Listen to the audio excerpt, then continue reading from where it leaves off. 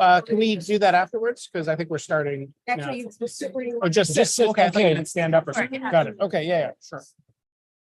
Perfect. I don't is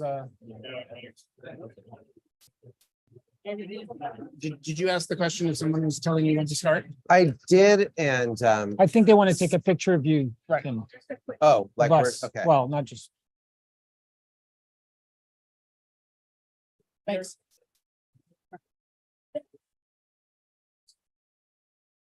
I was told that someone will come up to me and tell me the answer to that question. Okay. Oh, I should just go.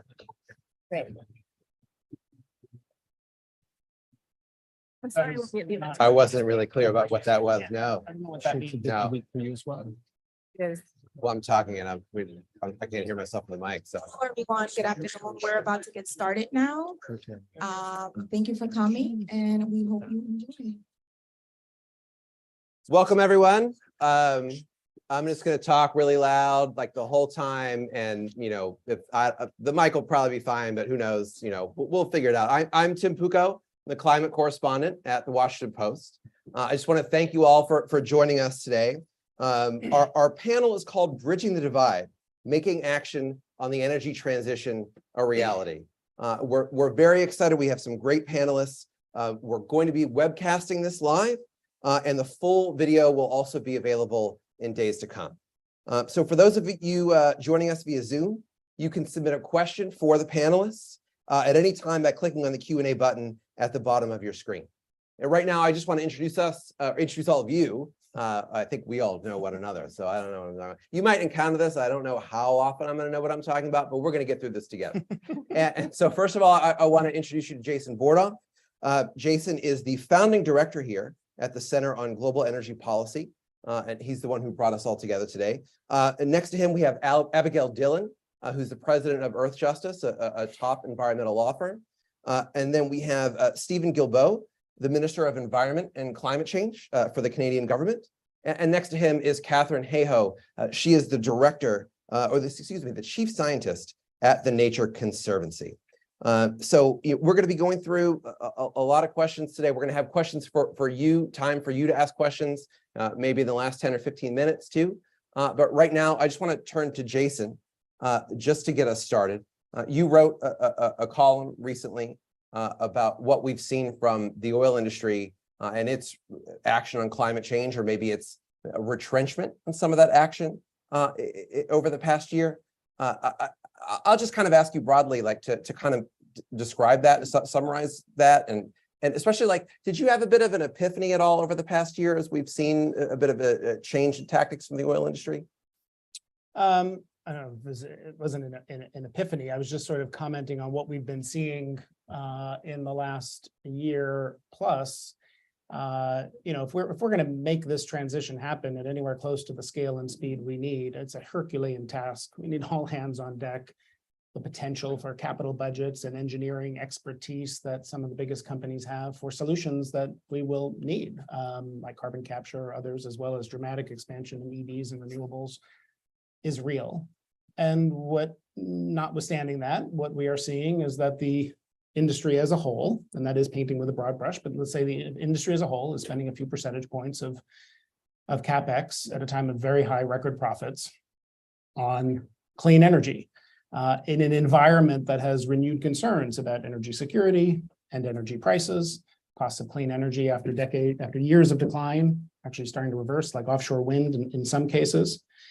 It's important to remember when we talk about the industry, more than half the world's oil production is nationally owned oil companies, not just the household names we tend to think of or see on street corners at gasoline stations. And I think a key, and we did see over the last year some prominent targets or commitments that have been made. I think a key point is that if, in my view, if inside boardrooms or in companies, one believed with conviction that we would get anywhere close to net zero by 2050, people would be behaving very differently than they are today. Mm.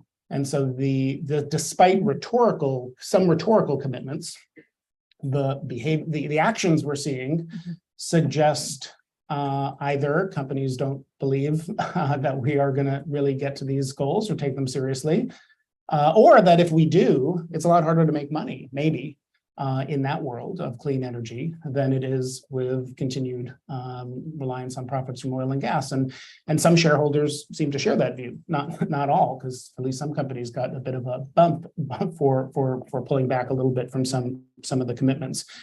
I think in the long run, that's a bad bet. I think Catherine has been maybe more eloquent than anyone about this and what's coming. Just because this can't continue, in order to believe, and we saw this week with an op-ed from the head of the IEA, Fatih Birol, saying oil, gas, and coal use would peak by the end of the decade. There was a strong response from the head of OPEC to that, which said, no, that's not right. Don't tell everyone that's gonna happen. Oil and gas use are gonna keep rising. Net zero doesn't mean zero oil and gas. There's still, even in the IEA modeling, there's still oil and gas, but much less than today. You don't take goals like net zero 2050 without a sharp decline, maybe not to zero, in oil use and in gas use. And in order to believe that oil use will remain at current levels for decades to come, you need to believe that, broadly speaking, we'll be okay with failing by large amounts to meet our climate goals. And again, I think other people here, Abby and Catherine, others are pretty eloquent in what that would mean and why the consequences of that are just not acceptable. I mean, I think in the end, the tipping points that we will see not only potentially in climate change, but in social mobilization to do something about it. Those, I think history teaches us, when you look at environmental pollution in the US through the 40s, 50s, 60s, and then 1 in 10 Americans came out into the streets together in the first Earth Day in 1970 and said, this has to stop. We can't have air we can't breathe and water we can't drink and lakes our kids can't swim in. Something has to change. And that sort of led to the landmark environmental laws that still guide us today from the early 1970s. The famous American economist Herbert Stein once said, if something cannot continue forever, it will stop. And I sort of feel like that's true for climate. We just don't know how and when and how nonlinear that'll be and how disruptive. But it's why I think a bet on business as usual for decades to come is probably not a good one. And then ultimately, it's important to say, to solve climate change, we not only need more leadership from the biggest energy companies, we need broad, structural, systemic change to start making sure that demand starts falling quickly. If oil demand keeps rising and any particular companies decide to pull back and stop investing, one of two things happens. Prices spike, and we know what the political response will be to that when people are running for re-election. Won't allow that to happen, whatever it takes. Or other companies will step in to fill the void. There's no lack of hydrocarbons to produce somewhere else in the world. So we need simultaneously to be doing all of these things and making sure that we are thinking about how to increase social mobilization, thinking about how to make sure we implement the IRA successfully, and then thinking about what comes next after the IRA, whether it's in Washington or in Brussels or in capitals in emerging and developing economies where the biggest growth in emissions is going to come from in decades to come, just to make sure that we transition this entire system, again, with the scale and speed we need, because we're going to hear at COP this year in the stock take that we are not on track. So we need to move a lot faster. Jason, if I could distill that for a second, the issue was that the oil companies pledged that they were going to make big investments to go into renewables, or at least some of them did, and go towards net zero, reducing their emissions. But as they've made more money, as oil prices have gone up, they didn't really invest that money into their renewables business, into their zero carbon business. Yeah, and again, That's it is. I mean, you look right? at the data from the IEA, it's a few percentage points for the industry as a whole. The IEA will, some are higher, 15, 20%. So there's heterogeneity there. But broadly speaking, that is the case. And I think what one would hear is it's hard to make as much money in a lot of those areas of clean energy as it is right now with very high oil and gas prices. And we need to struggle with that reality and change that reality. So yes, need to push for leadership, need to push companies to do more. And one of the best ways to make that happen faster is to change that playing field through policy like the IRA and a host of other ways, where there's huge economic opportunities to invest more in the clean energy transition, and shareholders will appreciate that and reward it, not penalize it. So if they've shown some wavering, I think there's a big question about what we do about this. Abby, I'm going to come to you with this. I want to present a contrast here because I just met with John Kerry yesterday. He's meeting with many oil companies while he's here. He and many others in the administration say you can't solve climate change without the oil and gas companies. Jigger Shot, DOE always makes the point, they're the ones with the access to capital to scale up, to do solutions as quickly as we need. But I want to read this from Derek Brower, this farewell column at the FT. He looks at this from another way, though. Remington was good at typewriters, but not the personal computer. Why expect ExxonMobil or Saudi Aramco to lead or even survive a shift from their core businesses of digging up fossil fuels and selling them? And do you really want them to? So if we need these guys, but I don't know if we can trust them, even if they wanted to be good, Remington, point there. What do we do? How do we manage all that? So I think we have to have a power analysis.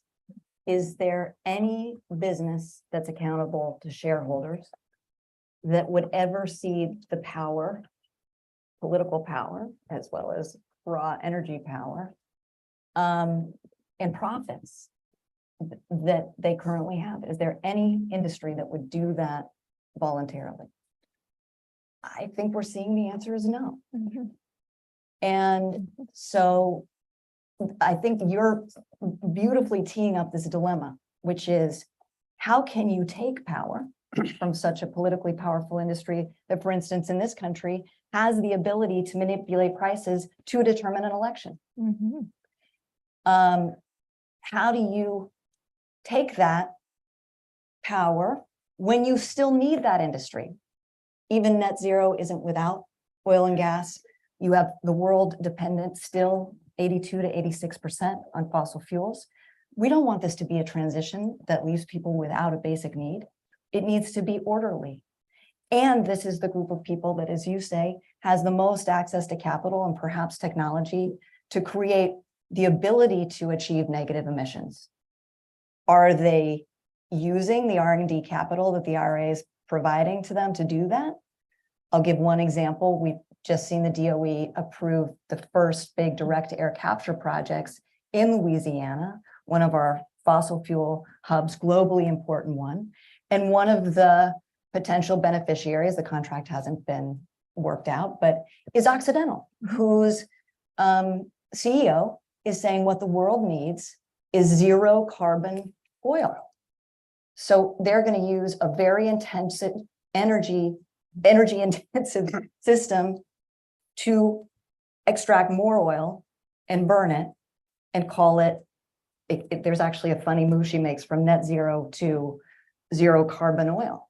Like that's probably not a great use of public funds. It's probably not moving us forward to what the IPCC says we need, which is to stop oil and gas extraction, to make a full energy transition, or as full a transition as we possibly can make, and then take more CO2 out of the air. And so we're just, as we're heading into the COP, where the discussion will be about less about energy transition, but about abating fossil fuels, we are in conversation about how as a society, as a US society, as a global society, let me pause on US society, we're the biggest oil and gas producer in the world, so it matters what our society thinks about the future of fossil fuels. We're really in a conversation about, can we do it? Can we do what the scientists are telling us we have to do, which is get off fossil fuels to the maximum extent we possibly can? And as that deadline to do it comes, the economic and otherwise disruptive nature of that transition is, I think, suggesting even to some very good faith climate hawks that maybe we can't do it.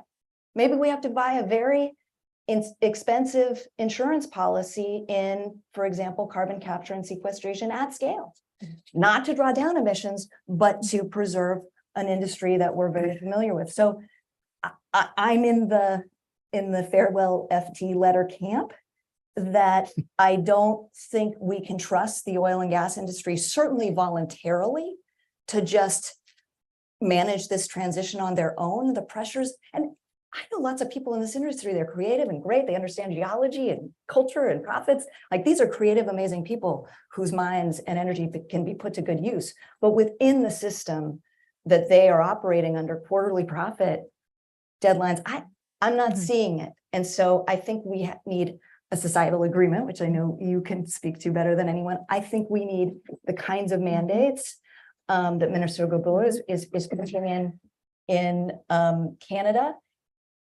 Our carrots in the IRA are fantastic. I've lobbied my head off to pass that bill, but it's not enough. And we're going to need a durable and clear signal that this country is getting off fossil fuels so that industry believes it. Because until you believe it, there's no reason to shrink what is a wildly successful profit model right now. Super quick. oh, sure. And then I'll be quiet because we have brilliant leaders and climate communicators like Catherine here. But just a nuance on what Abby said, one of the challenges I think is also different investor bases. At a time of high oil and gas prices, there are some investors out there who want the returns from those high oil prices. And if you're a major energy company and you pivot too far in the direction of moving your investment to clean energy, you might be penalized by the shareholder base. There's another group of shareholders that want to invest in transition. And for many of these companies we're talking about may never be green enough. And there's a tension there, which may make it difficult to the point about Remington or whatever. Can companies do both? At some point, do we need to start, might we see a split where there's kind of a transition arm and a legacy arm and companies start doing different things? I think we'll see how that plays out in the years to come. Minister Gilboa, Abby was talking a lot about a more active role for government, and you're the government guy here on our panel, so you get the next question. Okay. You've also got a giant oil industry in Canada. It's a big part of the cultural fabric and certainly the economic fabric there. So, you know, I might want to ask a follow-up on that element, but if we could just get started with this idea of government taking a more active role. Canada, the Trudeau government has done a lot in the past year and a half. Can you explain the biggest things, probably the 2030 plan, and then especially some of the bigger steps that have happened recently in the past few months? Yeah, thanks, Tim. And thank you so much for having a Canadian politician here on your stage. I mean, our climate action started before I was nominated a year and a half ago. In 2018, we introduced carbon pricing in Canada, and we had to fight all the way to the Supreme Court because we were sued by many of our jurisdictions. We call them provinces and territories in Canada. We won in the Supreme Court. So right now in Canada, carbon pricing is at $65 a ton. It will go up to $170 a ton by 2030. So we know 65 is not enough, and we know it's going to really start to bite when we get around $100 a ton. So we're getting there. It's going up by $15 a year. In the last year and a half, I've adopted clean fuel regulations to ensure that refineries reduce the carbon footprint, and through regulations, the carbon footprint of the fuel and diesel that they sell. We've presented draft regulations for zero emission vehicle mandate, draft regulations just before Christmas. Final regulations before COP will be to force car companies to get to 100%. Zero emission vehicle by 2035 in Canada, 60% by 2030. We already have existing methane regulation for the oil and gas sector to reduce methane emissions in that sector by at least 40% by 2025. We want to get to at least 75% reduction of methane emissions in the oil and gas sector by 2030. Draft regulations will be coming before COP. What else? I'm forgetting something. Clean electricity regulations. So we want our electricity sector to be net zero by 2035. Those draft regulations were published earlier this summer. We're the first G20 country to eliminate fossil fuel subsidy, federally supported fossil fuel subsidy. We did that at the beginning of the summer, and we're the only G20 country that has a commitment to also eliminate public financing for fossil fuels. So crown corporations that would offer things like loan guarantees. So they're not direct subsidies according to the WTO definitions, but they're still support for the oil and gas sector. And there's a couple of other things we're doing. So we believe that, so I think I agree with Abigail, like as a legislator, as a regulator, voluntary measures won't get, and Jason as well, voluntary measures won't get us to where we need to go, which is why we're using every possible tool at our disposal. We're also using carrots as well, not as much as in the US, but I mean, we're at $200 billion of committed investment in Canada in transit, clean tech, renewables, adaptation to climate change, greener buildings. So it's not the $380 billion of the IRA in the US, but we're 10 times smaller. So we like to think that we punch above our weight compared to you guys, if I may. So carrots are important, but we believe that the use of regulatory tools and mechanisms like pricing carbon are very important. But it's challenging. It's a challenging environment right now for the climate change debate, certainly in the US and Canada as well. That debate has got caught into the culture wars, and we're seeing that in other parts of the world as well. I have to stand up in the House of Commons every day to defend carbon pricing, to defend clean fuel regulations, because our equivalent of the Republicans in Canada has made this one of their main targets for the next election. They've lost 2 elections on carbon pricing, so I guess they didn't get the memo. Happy to fight them on a 3rd election on carbon pricing, but we believe that these tools are very important, and it is only by using all of the available tools that we have as lawmakers that we can hope to achieve our Paris commitment targets. So you alluded to some of the domestic political struggles that you have to deal with and try to get these programs through, and I think our audience here, I'm sure, in New York, sees this with the American government all the time. There are huge political obstacles to passing anything. But I want to shift and point out that, well, there are international obstacles too. You still have a robust oil industry in Canada, and oftentimes internationally that frustrates other partners that you need to come along to do all these other clean energy things. And so on the 2030 plan, I just want to mention that Canada's National Observer was kind of pulled out some stats from it and pointed out that even though you're doing all these things on clean energy, there's also an expectation that oil production rises. I think 33% by your own projections from 2020 to 2030. And I just want to hear a little bit about how you justify that and how you balance that, or I guess how that complicates the balance with trying to reduce emissions and promote clean energy too. So our energy regulator recently, at the end of the spring, published a new outlook for energy production in Canada and energy demand. And they looked at 3 scenarios. One, business as usual, which is the 33% that the National Observer is referring to, I believe. And 2, IEA compliant scenarios where we would see oil and gas production peak at around 2027 in Canada and decline depending on which scenarios, but either by 1/3 or 2/3 by 2050. So we are having this conversation about production in Canada. It's very challenging for a federal politician in our federation to go after production of natural resources because it's a provincial jurisdiction as per our constitution. So the tools that I have at my disposal as federal environment and climate change minister is tackling the pollution, the emissions. The Supreme Court was very clear on that. The federal government can do that. So, which is why I can go after methane, which is why I will be tabling regulations to cap the emissions of the oil and gas sector. It's going to be a cap and cut. So I'm saying, regardless of what happens to production of oil and gas in Canada, the emissions will need to go down. And then the companies will have to figure out how they do that. Do they do that through investment in CCS or other forms of technology? What path they want to choose to achieve those emission levels that will be set in law in Canada? Catherine, I want to come to you. There was I felt a bit of a consensus there over the last 2 answers about the need to have all types of different solutions. So when it comes to continued fossil production in Canada and even the US, it's in the Inflation Reduction Act, the big climate spending bill from last year. There are a lot of provisions for hydrogen, often fossil fuel based. There are provisions for carbon capture. Of course, there's a ton of money going into wind, solar, batteries, all of that. Can you give us a sense of like which of these things are most effective and the way governments that are taking action, how effective you think it'll be to have this embrace of so many different types of strategies, even those that often include what's ultimately fossil fuel technology? Yes, I absolutely can. And what I would say is there is no silver bullet. you will see headlines in newspapers saying, is this the next silver bullet? And the answer is always no, it is not.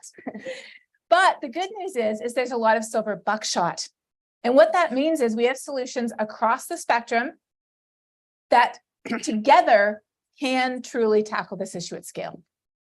So let me put some numbers on what everyone said so far. Out of all of our heat trapping gas emissions, about 3/4 of those come from the fossil fuel industry. Over 80% comes from actually burning the coal, gas, and oil, and the rest of it comes from methane leaking from oil wells and coal mines and other extraction processes. So we need solutions across the spectrum that address the ag sector, the land use sector, deforestation, and fossil fuels, because that's 100%. But fossil fuels are 75% of that. So that's why our conversation is focused on this. If you look at direct air capture, which Abby brought up, that's the idea that by passing air through a filter, we can actually suck the carbon out of the atmosphere. And it's amazing. It was originally invented by these two Swiss academics at ETH Zurich, who then created Climeworks, which is a really interesting organization that is at the forefront of direct air capture today.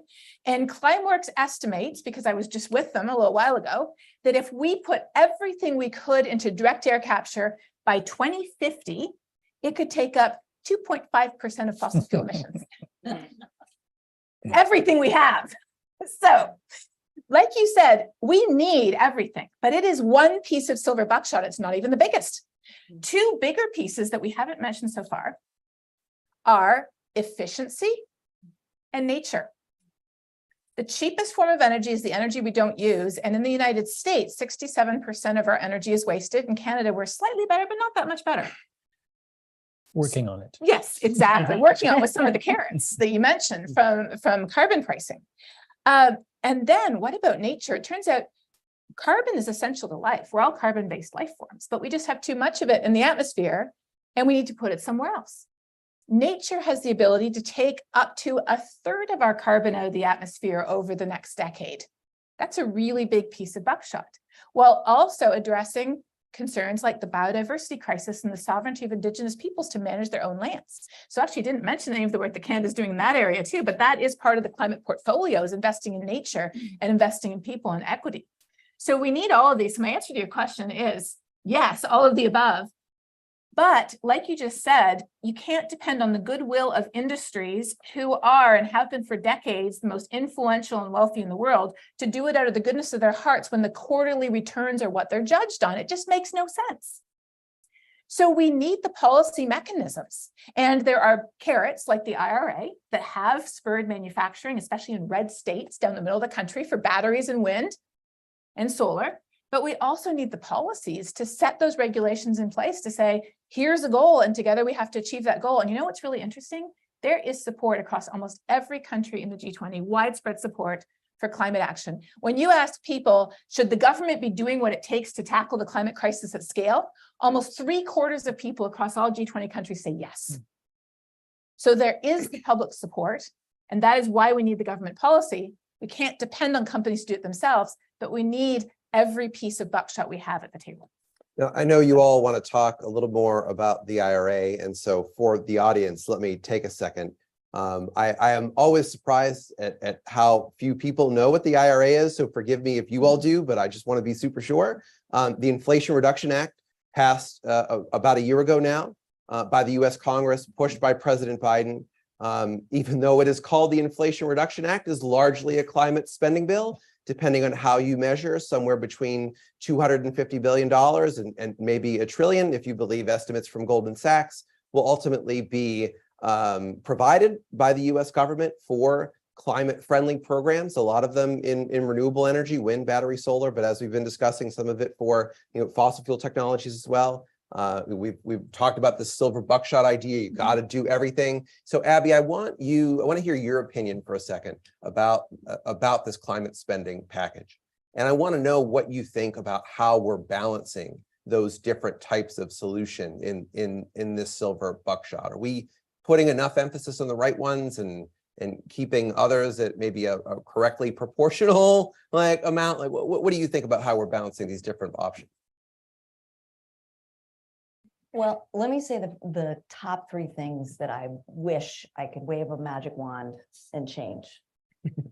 One is that you have to say what the IRA is. Yeah, yeah, I always gotta say it, always gotta say it. Because it is a signal accomplishment. I remember watching the Senate vote and the idea of getting the US Senate to finally pass a climate bill. Thought you might wait your whole life for that.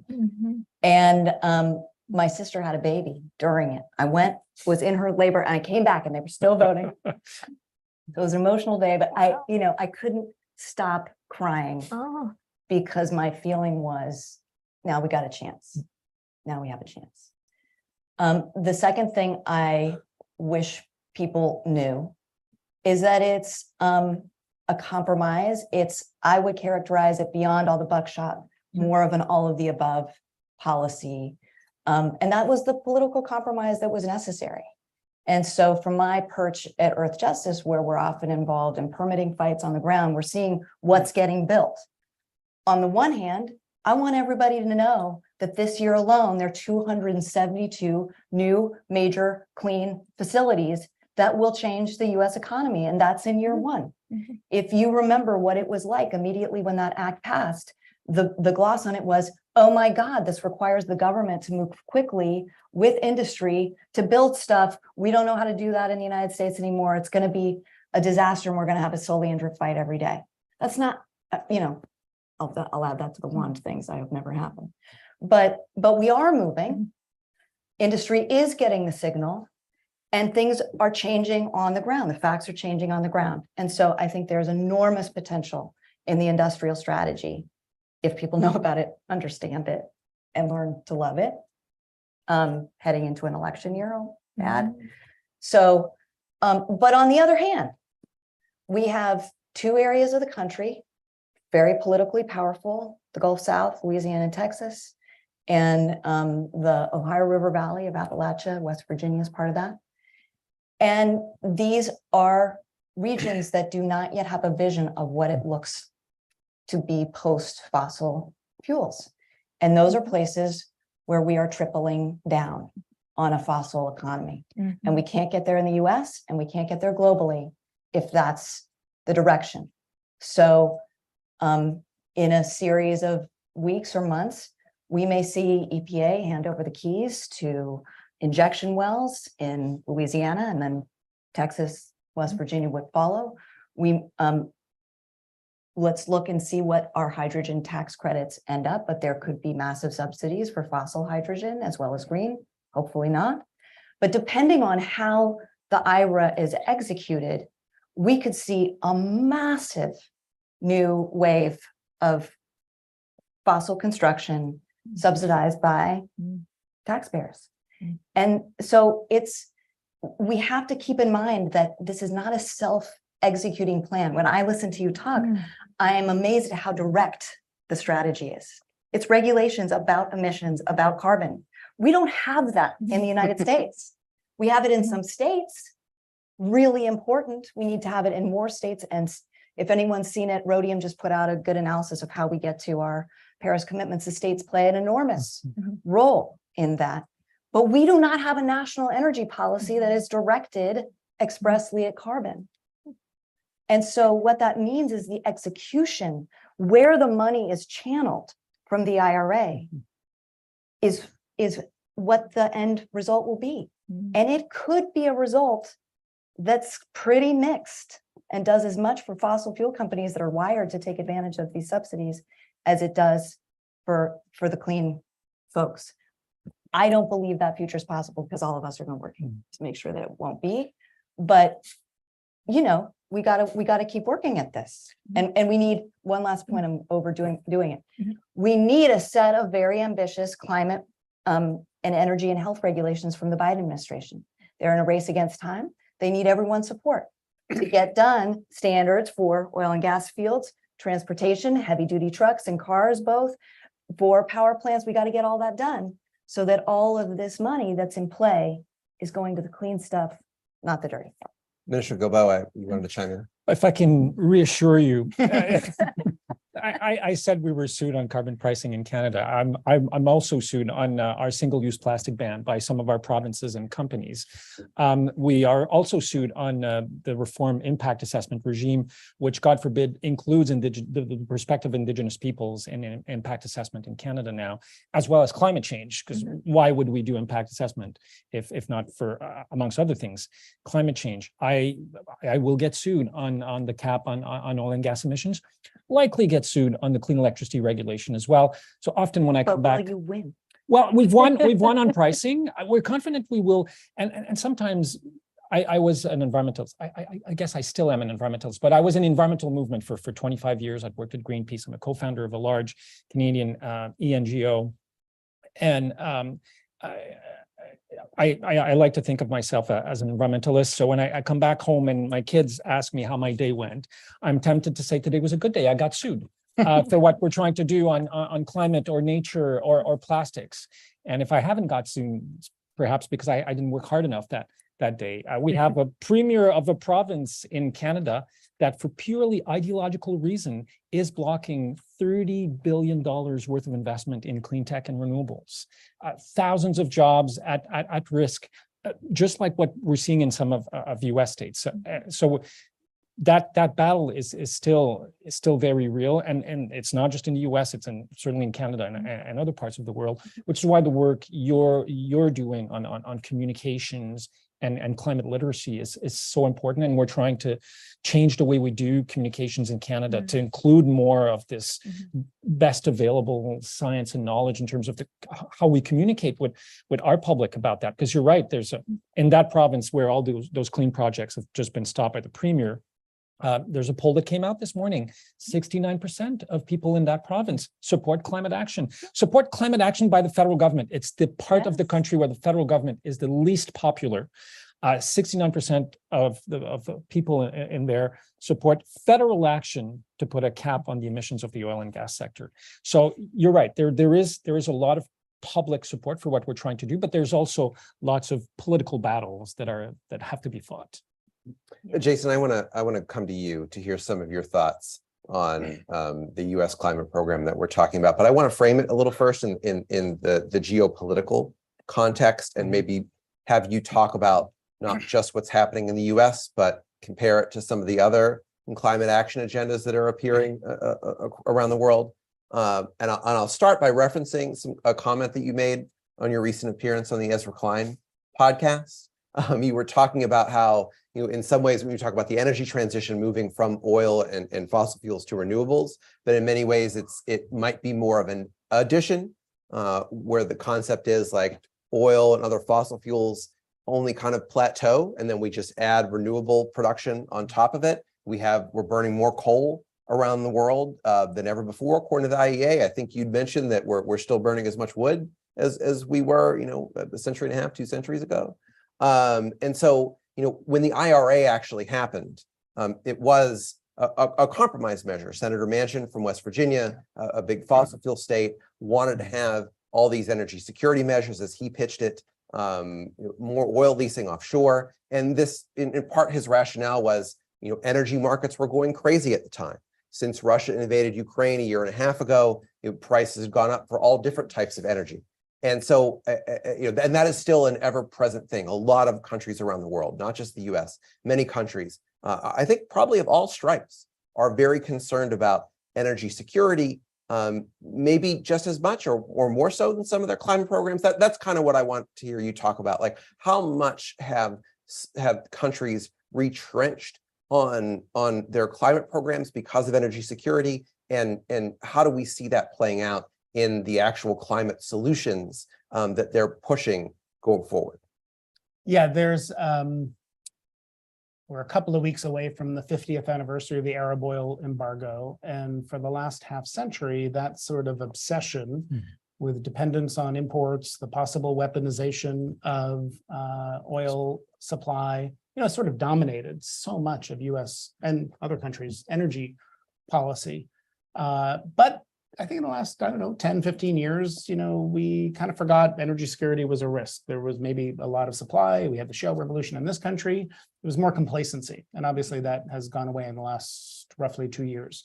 So energy security is front and center again as a major concern of policymakers. I think Minister Legault would agree, as well as hopefully for many policymakers, urgent decarbonization, and that's both a risk and an opportunity.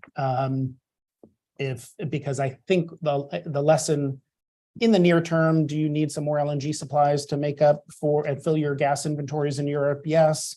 A few coal plants get fired up because you got to make sure you get through a cold winter if the winter's cold. But in the long run, like if we needed any reminder that the best thing you could do, not just for decarbonization, but for your energy security, is to reduce your dependence on globally traded hydrocarbons, inevitably exposed to geopolitical risk.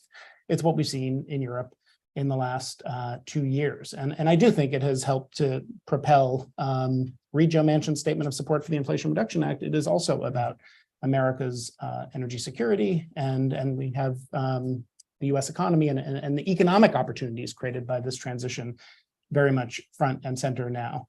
I think on the IRA, I would just maybe say 2 things. One is how critically important it is to now implement effectively this very large, very complicated law. Some of that is how do we build clean energy infrastructure faster, the broad category of so-called permitting reform, but do that in a way which I think Abby thinks about probably almost every day without, it's easy to build things if you run over indigenous and tribal concerns, not ignore other ecosystem and biodiversity concerns. So we got to make sure we don't do it that way. And that's hard. We need to do a lot of, we need to do mining, right? We need critical minerals for this transition. I do want to, slight diversion, sorry to take time, but I just, on the mining It's topic. your show, Jason. We're all here for you. Catherine mentioned efficiency and conservation, and we really shouldn't forget that. And critical minerals is an area where that comes up. Yes, we need more mining for sure, especially if we want to reduce dependence on, say, China, where most of the minerals are refined and processed today. But I was struck, I don't know, watching, I think it was the US Open or something, you watch TV commercials, which we don't watch that much on streaming anymore. You know, every other ad was for cars that go 400, 500 miles. Those are big batteries with a lot of minerals in them. We have professors here working on fast charging. You could charge in a couple of minutes instead of 45 minutes or hours. A vast charging network with, if you could charge really fast, might allow people to feel comfortable with smaller batteries that have fewer minerals, but allow you the range and freedom you need.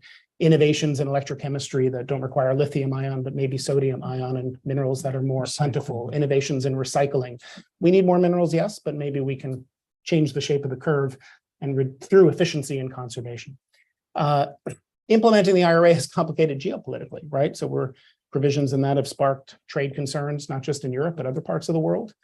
I'm spending a lot of time this week at Climate Week with leaders from emerging and developing economies who don't have the money that the US or Europe has. You're throwing all of this money at supporting investment in clean energy. What about us? You're stealing investment from us. Maybe that hydrogen project would have come here. How do they respond? And how do we make sure we don't get into a downward spiral of tit for tat retaliation, but we kind of work together because we need more cooperation, especially at a time of great power rivalry, where if we depend on China for all the cheap solar panels and batteries and electric vehicles, that raises other economic and security concerns. And then I think it's, you know, this, as Abby said, this is a historic achievement, major area of focus for the advocacy and policy community. And now we got to think about what comes next. And for me, what has to come next is the IRA was a historic achievement to address emissions, not fully, but in a major way, for 12% of the world's emissions. And we need to do much more in foreign policy and climate policy and international economic policy to dramatically accelerate the pace of capital deployment into clean energy, particularly in emerging and developing economies. That's going to be front and center at COP. It's a major need. We have Andrew Kamau here from the Energy Center. I know we have a couple of minutes at the end for questions. Maybe he can offer a thought, who helped lead the Kenyan Energy Ministry and leads our Energy Opportunity Lab here. It's a big priority for what we're trying to do at the Energy Center here at Columbia. Before we go to audience questions, I want to fit in two last questions, but I will beg you, just because Minister Legault and Catherine, I want to hear from you on a couple things, but I want to get you both in. So just I hate to force you to just like be concise, but like please. Minister You're Legault, asking a politician not to. I know. That's why I am begging. I don't think I'd have success any other way. So, but yes, I want you to give us the cross-border view about what Jason was talking about on the geopolitical issues, especially because right now you and so many, I mean, thousands, at least hundreds, if not thousands of diplomats are in New York from all over the world to talk about, among other things, the climate change problem. How has the way the US has done its climate program changed what Canada wants to do, changed what other countries are doing, and how much friction is it created, especially in diplomatic talks like what's going on right now about the influence that the U.S. is having this way? Well, I think Jason touched on some of the challenges we're seeing with the implementation of IRA, but IRA was also viewed by many around the world as a game changer. I mean, I can't communicate to you because it's a secret, but the cabinet conversation we had when IRA came up and we all sat around the cabinet table and we went, holy moly, like, and I'm sure the Europeans were having the same type of conversation, and the Chinese and the Japanese and the Indians. So there is tensions, obviously, that have been created for all sorts of reasons. And I think unforeseen consequences of IRA, perhaps. But there's also lots of positive things that IRA is contributing on the international debate on climate change. I mean, the climate change negotiations are complex. They're difficult. They're challenging. We saw that very little progress was achieved at the G20 in New Delhi a few weeks ago. The G7, on the other hand, in Japan, was able to make progress on a number of things, including renewables, phase out of unabated fossil fuels. It's the first time we have an international agreement where this is agreed upon. We've never had that before. We've had conversation about it, but but we also, I mean, we've proven in Montreal at COP15 on the Nature COP that we can get together as a concert of nation and tackle some really complex and difficult issues. And then we came to New York for the High Seas Treaty, which was 30 years in the making. Well, we had an agreement in Montreal, and a few months later, we have an agreement in New York on high seas protection. So we can still do these things, and often because climate change it's become so loaded with so many different issues and challenges, we lose sight of the fact we can still do these things. We have this ability, even if it's challenging, even if it's complicated.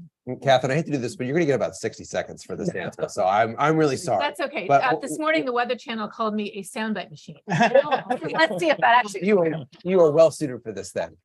It's a little bit of a curveball, still on the topic of the Inflation Reduction Act, but tying in some of what you said before, like we've been talking a lot about policy, diplomats, abstract stuff, and I want to talk about people for a second. We were speaking about like how frequently it is that people just don't know that this giant climate bill was passed. I was out, I'll give you a preview of my upcoming reporting if you want to check it out in the Washington Post. I was out in Las Vegas for a story along these lines. And I will tell you the first striking thing is people, maybe it's Vegas, it's so hot, they're worried about Lake Mead and how low it is, but people of all political stripes there, very quick to say climate change is happening. We see it every day. We know something is wrong. But across the board also have no idea, very little idea that this bill was passed. Republicans don't know, but even, I spoke with a Democrat, a big Bernie Sanders person who really wants Washington to do something about climate change. She said that she thought the Inflation Reduction Act was about raising interest rates, right? So and this is common, like this is, it's hard to believe, but like everybody I talked to had some story like this. And this person is somebody who she said she talks politics every day for her job, but still did not know. So, you understand the difficulties of communicating on the science issue, like what is going on with people just broadly, and like what they're hearing, what they're being told, and how big of a problem is that? So we are 60 seconds, please. Sorry. We need to be there. Think of it as a row of dominoes, each one of which is a different solution. And we've been knocking over an individual domino at a time. What's the first domino in the chain? Communication. If people don't understand why it matters, why would they care? If they don't know what to do with it about it, why would they support action? So we need communication, not only about what is happening here and now, not the polar bears, not the ice sheets, my home, my family, my job, and that's only half the coin. The other half of the coin is we need communication on what the solutions look like and how they benefit you here and now, your family, the place where we live. And I do not see any governments stepping up to the plate on the type of communication that is needed to build the political will to really turn this around. The worry is there, the concern is there, the awareness is there, but the knowledge and support for solutions isn't. And I know from communication science, we can fix it. You're very good at that. Thank you. So we do want to shift to some audience Q&A at this point. If you're joining via Zoom, you can submit a question for the panelists at any time by clicking on the Q&A button at the bottom of your screen. Otherwise, I think we have a mic that's floating around, so hands raised. I just saw this gentleman go first.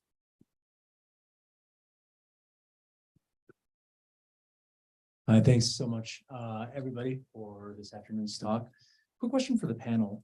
When you think about government regulation in terms of maybe less carrots and more sticks, what are some policies that can be implemented that cannot easily be rolled back in the next administration? Excellent question. That's a very good question. Catherine, do you want to go first? I feel like you deserve more time, please. Well, yeah, but that's not. Okay. I would just say, yes, that is the $1 trillion question. I want to know the answer. I would say quickly, first of all, more sticks and more carrots.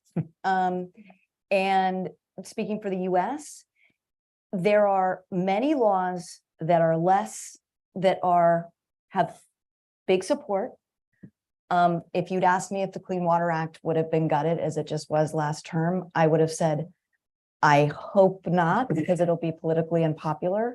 So I'm not going to take politically popular bedrock laws to the bank.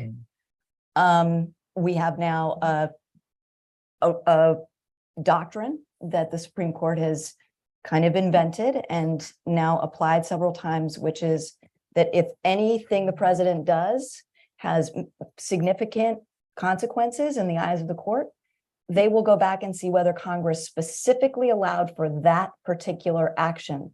Our laws were passed in the 1970s, and the premise of modern government is that you put a big directional requirement out there and experts implement it. So your question is the gigantic question now in the United States. And I think the political pressure on the court to deal with what is happening to us in our homes, in our workplaces right now in climate change is going to increase. And either the court is going to have to change or people are going to have to moderate their views, because we have many laws in the books that drive scientific and health-based requirements where the science is there, the facts are there, and the mandate to government is clearly there, and taking action should be within laws that we've understood well over many years. Minister? This is something we as a government struggle with every day, and not just we in Canada or in the US, but as we're witnessing a rising populism amongst democracies around the world, many of us are trying to think of ways where we can, a democratically elected government has the mandate of the people to do what they feel is right. And so it's always a bit of a challenge. We are using certain mechanism in Canada, for example, on carbon pricing.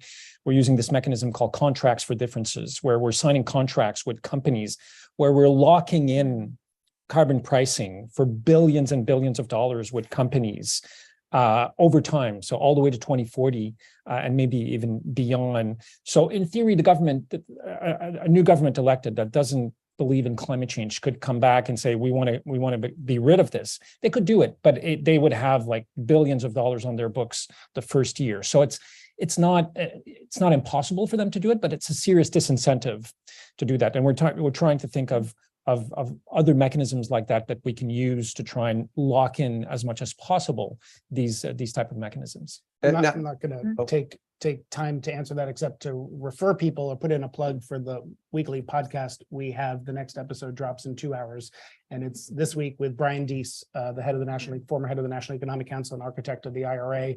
And he just released with some partners something called the Clean Investment Monitor. We're actually tracking where clean energy investment is happening. A lot of red states, and we talk about that question. So maybe people can check it out. You've all been such a wonderful audience, and I'm delighted to see so many people here, but I want to give a shout out to the people way in the back corner Yeah. who've joined us with an obstructed view. Is there anyone back there? Any of you wonderful people who wants to take a question? I feel like one of you deserves it most if there's anybody back there. Oh. It looks like there is, but I can't see. So, please tell us your name because I'll never know what your You're gonna face is. see There me we go. I'm up here. Thank you. Great discussion. It seems clear, I mean, a lot of folks talked about carbon pricing. It seems that in the world's largest economy, there's a clear need and imperative for carbon pricing, but it's clearly not on the agenda right now in Washington. So how do we get it back on the agenda? Maybe there's some insights from Canada about what went into civil society mobilization, advocacy, policy development, or communications to bring it back onto the agenda, because it doesn't seem like the trajectory we're on right now, even post IRA, is going in the direction of carbon pricing, even though it seems that we need to really change that. Do you want to offer thoughts from the Canadian expert? I mean, Catherine would say that none of our countries passed a test of climate communications, but we try hard in Canada. And I think we made a commitment during the 2015 election that we were going to do that. And we tried to put it in very layman's term as much as possible. It was about putting a price on pollution. So my stepdad in my hometown of Vlaxuk, you have to really look it up on a map to be able to find it, worked at the pulp and paper mill all his life, doesn't understand a whole lot about climate change, but he understands that pollution is bad, and not letting pollution be free is a good thing, is rather a good thing, and that big polluters should pay. And that's really how we've tried to bring it forward. But as I said, you know, there's pushback. I mean, we've fought 3 federal elections on this. We will likely fight a 4th one. So it's not, we have it, but it's certainly not a done deal by any stretch of the imagination. I think there is one of the things we're doing, I think, which is also helping in Canada. We recycle 90% of the revenues directly back to households. And we're telling, and people are receiving quarterly payments in their bank account. Federal government, we're working with banks to make sure that it says climate incentive payment, so that people understand that we're helping them in this transition towards lower economy future. And it's not just, we're not imposing this upon them, but we're helping them through that journey. This is also, I think, one of the reasons that mechanism has been more successful in Canada. And I would add on that note, where does the idea of carbon pricing come from? It comes from pretty much every economist in the world who agrees that in a capitalist market, that's the most effective mechanism to drive down carbon emissions. And today, there is a price on carbon on about 25% of our carbon emissions around the world in over 70 jurisdictions. And in Canada, it was rolled out in several provinces first before it became a federal policy. And I just wanted to highlight 2 very important points that you made that were excellent communication. And number one is, not you personally, but in terms of the government, pollution.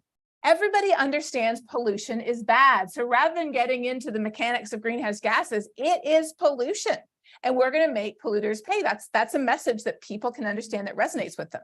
And then the other reason why carbon pricing is so effective is because it reinvests, especially in low to middle income households, so they are not the ones being penalized.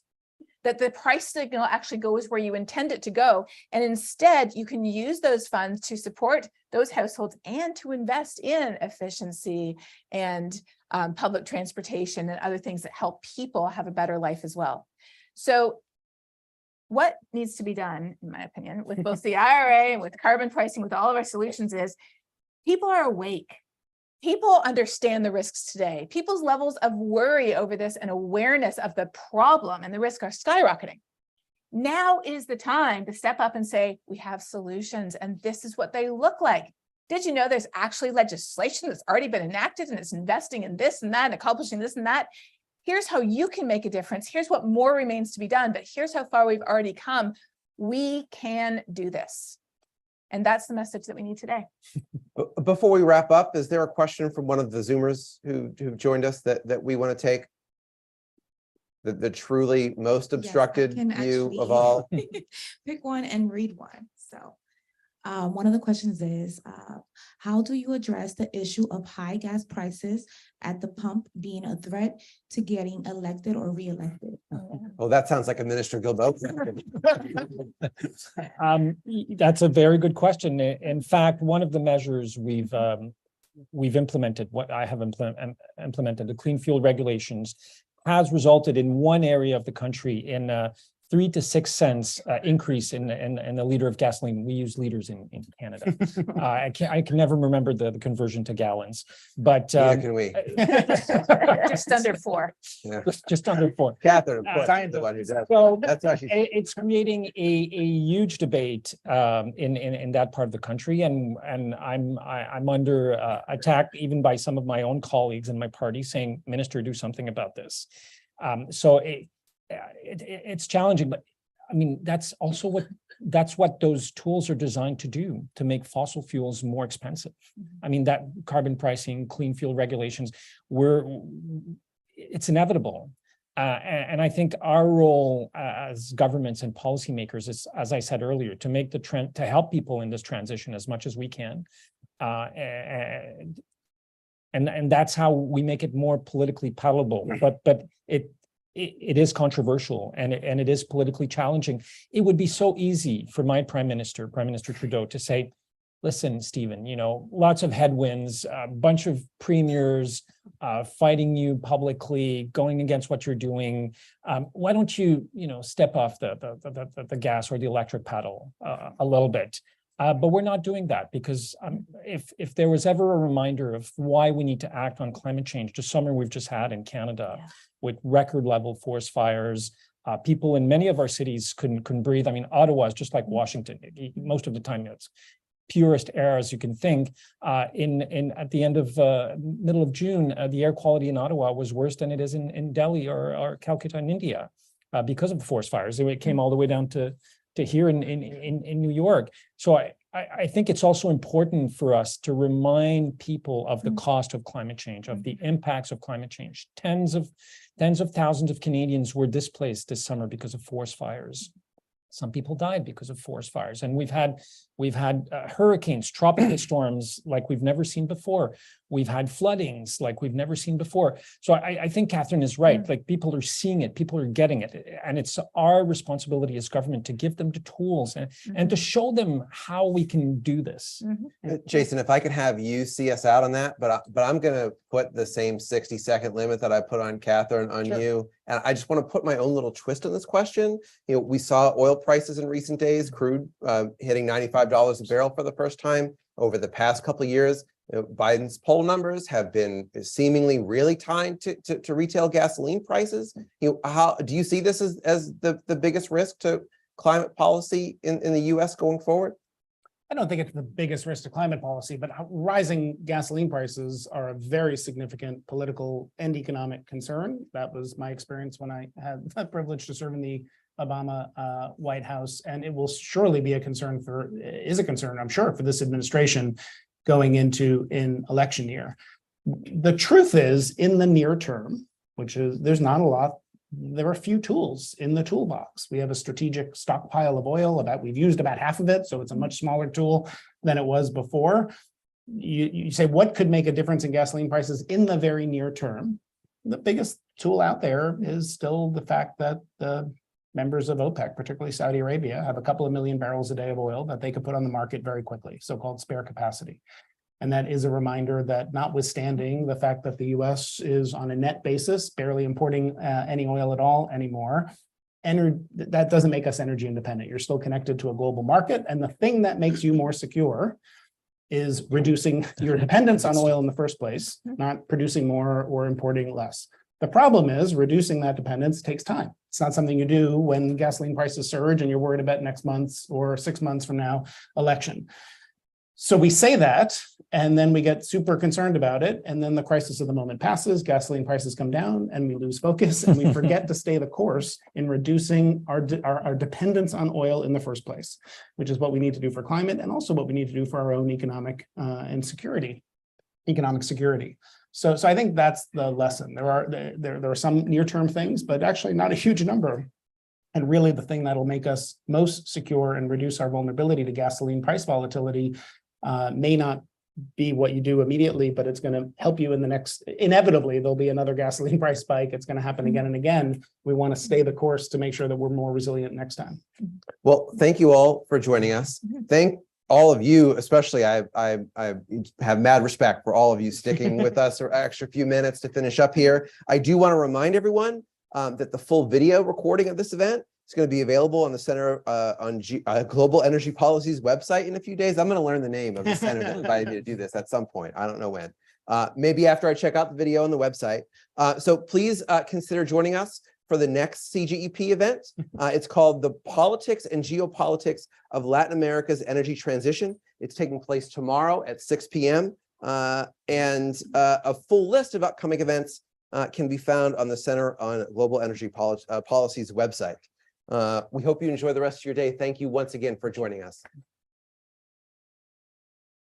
They even know to